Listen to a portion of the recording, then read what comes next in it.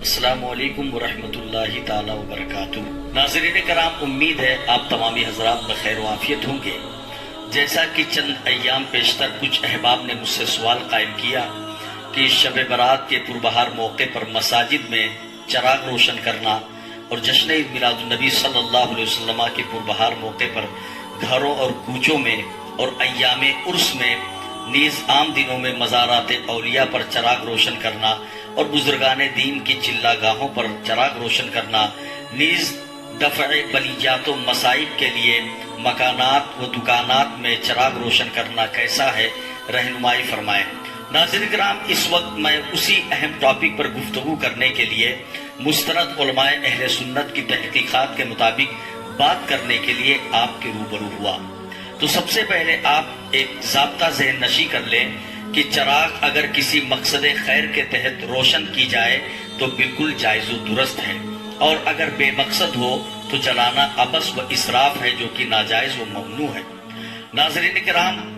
یہاں پر ہم ان مقاصد حسنہ کا ذکر کریں گے جن کے تحت چراغ جلانا، چراغ روشن کرنا ہمارے اسلاف، ہمارے معتبر و مستند علماء کرام نے روا رکھا ہے، جائز رکھا ہے۔ نمبر 1، زینت مساجد کے لیے چراغ روشن کرنا۔ معزز ناظرین کرام، جیسا کہ علامہ اسماعیل حقی رحمت اللہ تعالی علیہ اپنی معرکۃ الآراء تفسیر روح البیان میں زیر آیت انما یعمر مساجد اللہ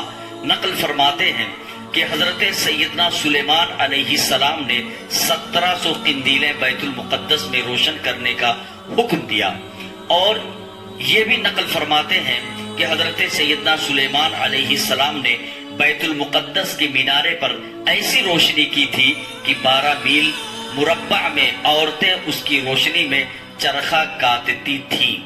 اور بہت ہی سونے اور چاندی سے اس کو آراستہ کیا تھا۔ حضور نبی اکرم صلی اللہ تعالی علیہ وسلم کی آزاد کردہ لونڈی حضرت میمونہ رضی اللہ تعالی عنہا سے روایت ہے، انہوں نے عرض کیا، یا رسول اللہ صلی اللہ تعالی علیہ وسلم، آپ بیت المقدس کے سلسلے میں ہمیں حکم دیجئے۔ تو آپ نے ارشاد فرمایا، تم وہاں جاؤ اور اس میں نماز پڑھو۔ اس زمانے میں ان شہروں میں لڑائی پھیلی ہوئی تھی۔ پھر آپ صلی اللہ علیہ وسلم نے ارشاد فرمایا کہ اگر تم نہ جا سکو اور نماز نہ پڑھ سکو تو تیل ہی پہنچا دو کہ اس کی قندیلوں میں جلایا جا سکے۔ اور عہد نبوی صلی اللہ علیہ وسلم میں صحابی رسول حضرت تمیم داری رضی اللہ تعالیٰ عنہ کچھ قندیلیں، رسیاں اور تیل لائے اور ان کو مسجد نبوی شریف کے ستونوں میں لٹکا کر جلایا، تو نبی آخر الزماں صلی اللہ علیہ وسلم نے ارشاد فرمایا، تم نے ہماری مسجد کو روشن کر دیا، اللہ تعالی تم کو نورانی رکھے۔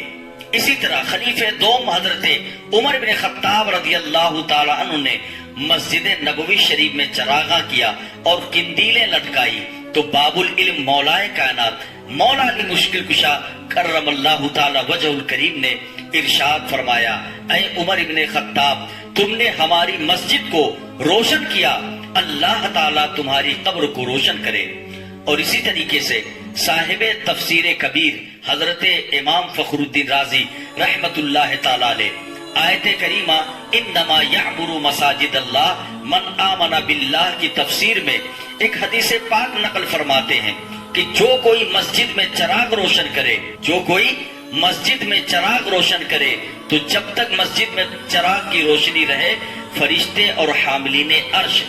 ان کے لیے دعائیں مغفرت کرتے رہتے ہیں۔ معزز ناظرین کرام، ان چند شواہد سے پتہ چلا کہ شب برات، شب معراج، شب قدر وغیرہ بابرکت مواقع بلکہ عام ایام میں زینت مساجد کے طور پر چراغاں کرنا، روشنی کا خاص اہتمام کرنا جائز ہی نہیں بلکہ باعث اجر دارین ہے۔ نمبر 2، بموقع عید میلاد النبی صلی اللہ تعالی علیہ وسلم یا ذکر شریف میں چراغ روشن کرنا۔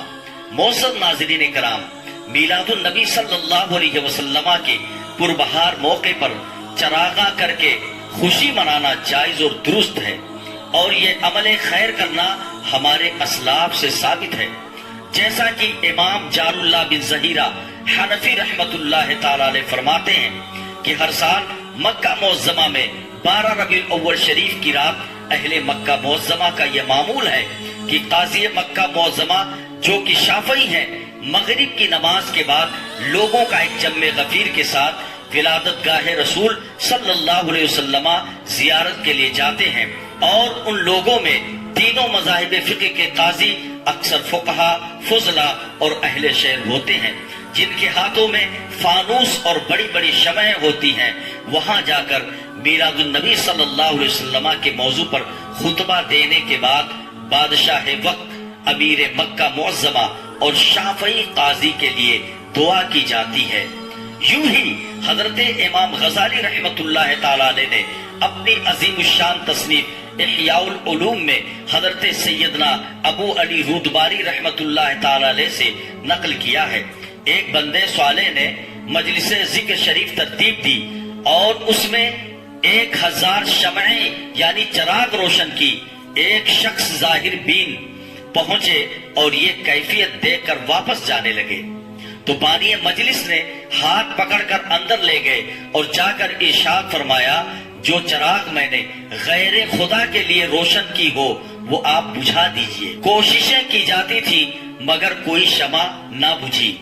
معزز ناظرین کرام، ان شواہد سے پتا چلا کہ بموقع عید میلاد النبی صلی اللہ علیہ وسلم چراغاں کرنا اور محفل ذکر میں شمع فروزاں کرنا ہمارے اسلاف کا طریقہ ہے اور بلا شبہ جائز و درست ہے۔ نمبر 3، مزارات اولیاء و صالحین پر چراغ روشن کرنا۔ معزز ناظرین کرام، اولیاء کرام کے مزارات پر چراغ روشن کرنے کے حوالے سے حضرت علامہ امام رافعی رحمت اللہ تعالی علیہ فرماتے ہیں کہ زیتون کے تیل اور موم بتیاں اولیاء کرام کی قبروں کے پاس روشن کی جاتی ہیں، یہ بھی ان کی تعظیم و محبت ہے، لہٰذا جائز ہے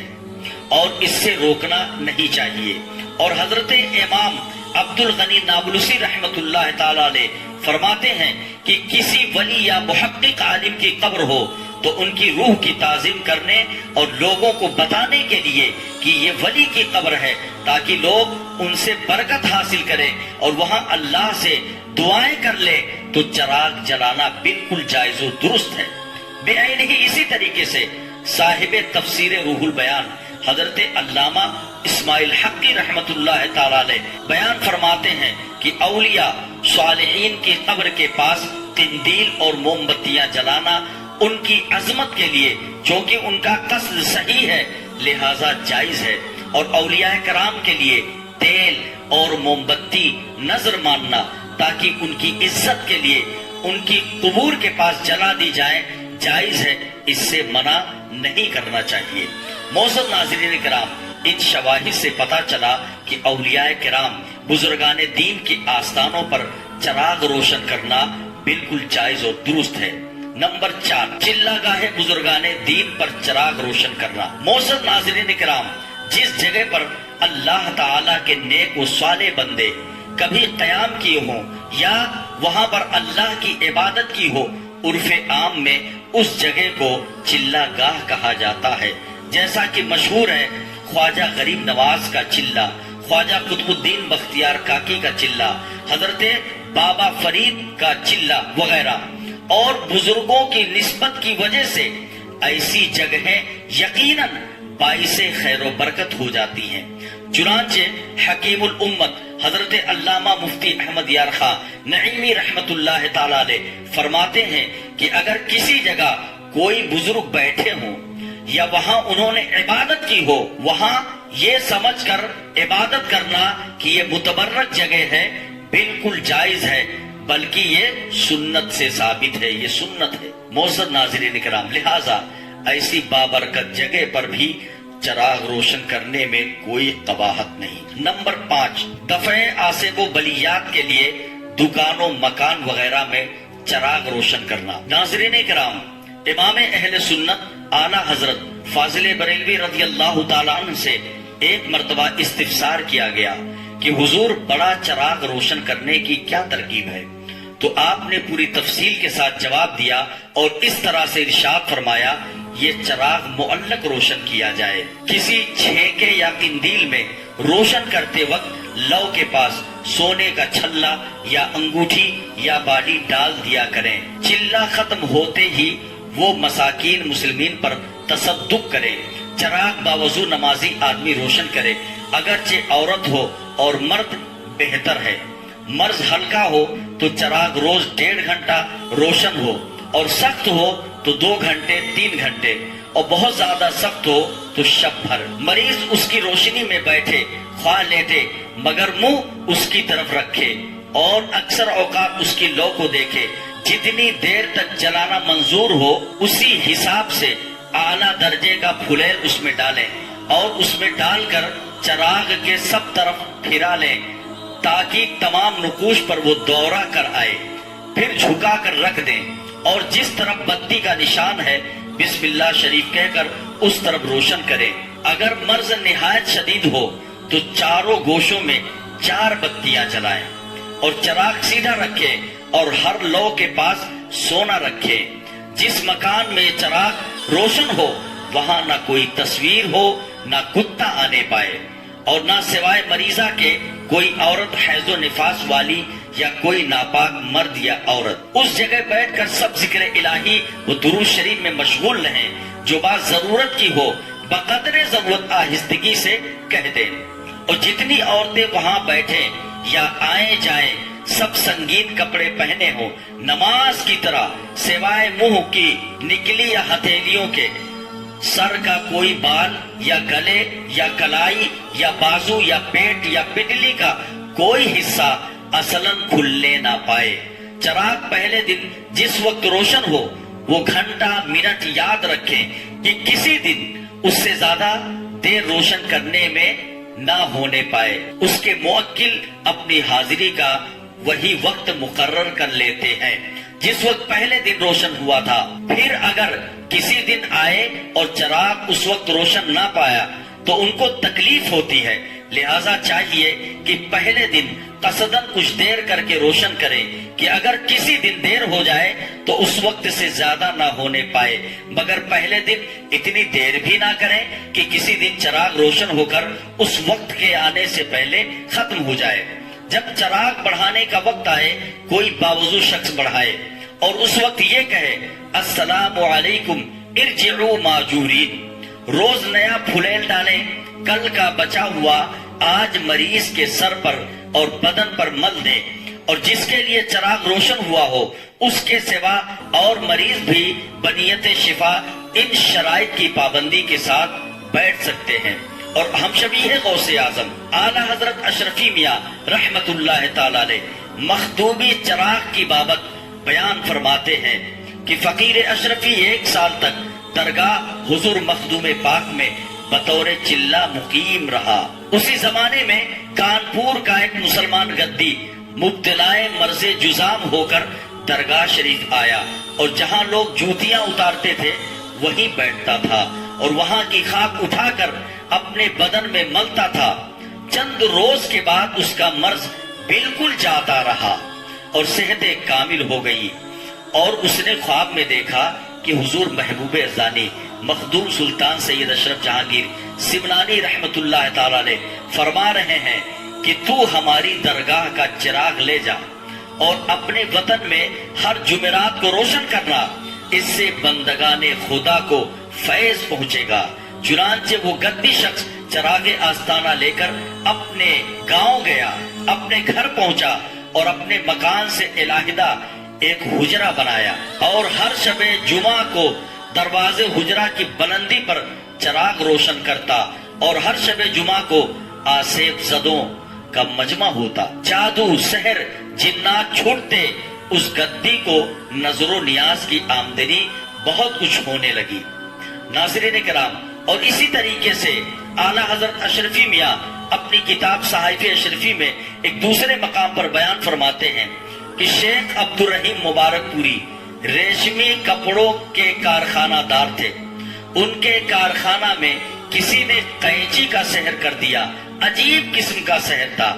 कभी तो रेशमी तार आड़ा तिरछा खुद ब खुद कट जाता, और कभी बुना हुआ कपड़ा ऐसा खराब कटता कि जिससे एक टोपी और एक पटुआ भी नहीं बन सकता था। اس شخص نے جہاں کسی بزرگ کو سنا وہیں سے دعا تعویذ لایا. جب اس سے کچھ فائدہ نہ ہوا تو مجبور ہو کر اپنے ایمان کو خراب کر کے ناگپور سے ایک جادوگر کو لایا اور اس نے بھی بہت منتر چلایا لیکن پھر بھی کچھ فائدہ نہ ہوا. اور آخر میں ایک جادوگرنی نے آ کر بھی بہت کچھ اپنے کرتب اور جادو سے قینچی کا وار روکنا چاہا مگر بلا نہ ٹلی. فقیر اشرفی بھی انہی ایام میں حسب خواہش مریدان مبارک پور گیا تھا. شیخ عبد الرحیم نے مجھ سے آ کر عرض حال کیا. میں نے حضرت محبوب زانی کے دربار فیض آثار کا چراغ مبارک جو میرے پاس تھا میں نے ان کو دیا اور 40 دن روشن کرنے کی ہدایت کی اور ایک ہی ہفتے میں ساری بلائیں ٹل گئی اور ان کا کام جاری ہو گیا. 3 سال کے بعد پھر جب فقیر اشرفی مبارک پور میں آیا تو شیخ عبد الرحیم کارخانہ دار مع اپنے اہل و عیال اور تمام خاندان کے سلسلے عالیہ اشرفیہ میں فقیر کے ہاتھوں پر مرید ہو گئے اور انہوں نے بتایا کہ حضور الحمدللہ اس چراغ مخدومی کی برکت سے ہماری ساری پریشانیاں دور ہو گئی, کاروبار خوب چل رہا ہے. حضرت اشرفی میاں نے اللہ کی بارگاہ میں شکریہ ادا کیا اور اشرفی میاں فرماتے ہیں کہ سمجھنے کی بات یہ ہے کہ جن کے آستان عالیہ کے چراغ میں یہ اثر ہو, جن کے آستان عالیہ کے چراغ میں یہ اثر ہو کہ جہاں لے جا کر جلائے آسیب جن سحر دفع ہو جائے تو ان کے مزار پر اگر کوئی شخص با اخلاص قلبی حاضر ہو تو کیوں کرنا مرتبہ کمال کو پہنچے. ناظرین کرام, لہذا ان سب شواہد سے پتا چلا کہ دفع بلا و آسیب کے لیے چھوٹا چراغ, بڑا چراغ, غوث پاک, مخدوم پاک, سرکار شاہ میرا, حضرت زندہ شاہ مدار وغیرہ بزرگان دین سے منسوب چراغ گھر, مکان, دکان وغیرہ میں روشن کرنا بالکل جائز و درست ہے, بلکہ ان کے اثرات سے بڑی بڑی پریشانیاں, بلائیں, مصیبتیں دور ہو جاتی ہیں. ناظرین کرام, اب ہم آپ سے صرف اتنا گزارش کریں گے کہ ان شواہد کے پیش نظر آپ چراغ روشن کریں اور کسی بھی معترض پر ہرگز کان نہ دھریں. فقط والسلام. اسیر جامی فقیر مہدی حسن نظامی علیمی میرانی, سگے دیارے سرکار شاہ میرا و خادم التدریس جامعہ فیضان اشرف, رئیس العلوم اشرف نگر, خمباز شریف, ضلع آنند, گجرات, انڈیا.